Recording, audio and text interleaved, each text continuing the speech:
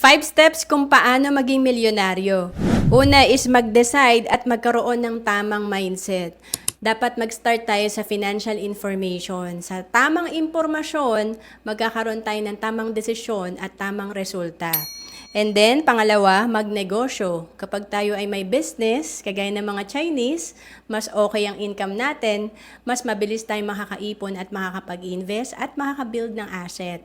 And then, pangatlo, palaguin ang asset, iwasan ng utang. Madalas kasi, ang napupundar daw natin or napapalago ay resibo at utang. So, baligtarin natin. Pag tayo ay may ipon, may investment, yung asset yung nabibuild natin. Kagaya na magkaroon tayo ng indirect investment sa mga top corporations through mutual funds.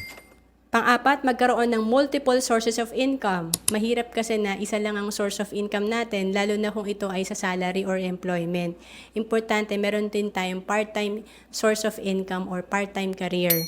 And then, pang-lima, maging committed at consistent para makamit ang iyong mga pangarap.